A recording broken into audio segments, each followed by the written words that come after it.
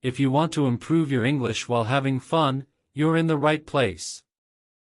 Listening to stories helps you learn grammar and vocabulary naturally. So if you're new here, hit the subscribe button, like the video, and don't forget to turn on notifications. Get ready for an exciting story you won't forget. Once upon a time, there was a boy named Leo. He was 15 years old and lived in a small town with his parents. Leo loved adventure. He didn't like doing boring things like homework or cleaning his room. What he liked most was watching videos about scary places, secret tunnels, and lost cities.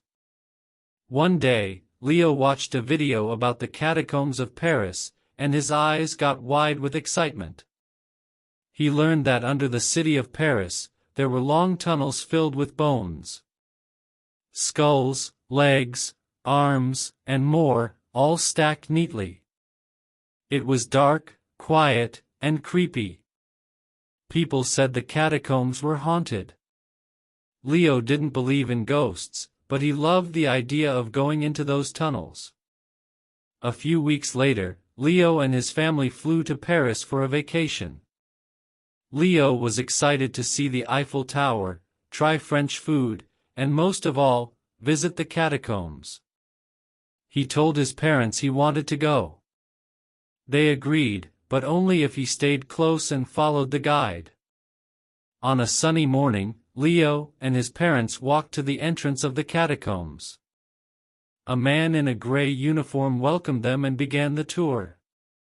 The guide had a flashlight and spoke slowly in English. He explained the history of the tunnels, how they were used hundreds of years ago, and why bones were placed there. Leo listened for a while, but his eyes were always searching for something more. As they walked deeper into the tunnels, the air became colder. The walls were damp, and the lights were dim. The group moved slowly. Leo stayed close, but his heart beat faster with every step. He wanted to see more, go further, and maybe find something the guide didn't show. Then, Leo saw a narrow passage on the side. It was small and hidden. The guide didn't even glance at it. Leo's curiosity grew like fire. Without thinking too much, he stepped away from the group and into the dark passage. The tunnel was tight, and Leo had to bend down. His flashlight lit only a few steps ahead. Behind him, the sound of voices faded. Soon, he was alone. At first, Leo felt brave. He thought he could go in a little, take a quick look, and come back. But after a few minutes, he turned around and saw only darkness. He walked back the way he came, or at least he thought he did, but the path looked different now. There were more bones, different turns, and no sign of the main group. Leo was lost. He stopped and tried to stay calm. He told himself not to panic. He took a deep breath and started walking slowly, looking for signs or sounds. But the tunnels all looked the same. Left, right, straight, everything was stone and bones. He walked and walked, but every turn felt like a circle. He sat down on a flat rock and rested. His heart was loud in his chest. He took a small bottle of water from his backpack and drank slowly. His phone had no signal. He turned on a map app, but it didn't work underground. He felt cold, scared, and alone. Time passed. Maybe it was morning, maybe it was night. Leo couldn't tell. He stood up and decided to keep going. He used his flashlight to look at the walls.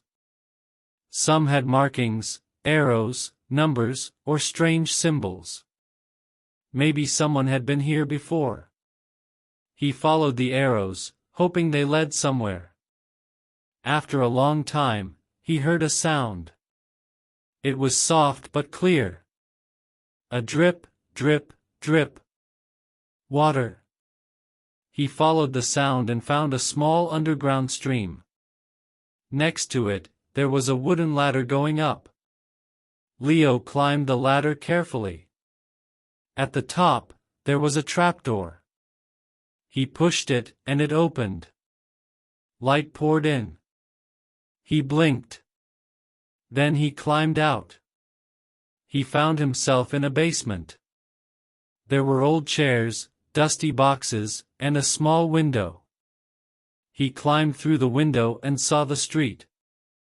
Cars, people, the warm sun. He was safe. Leo walked until he found a police officer.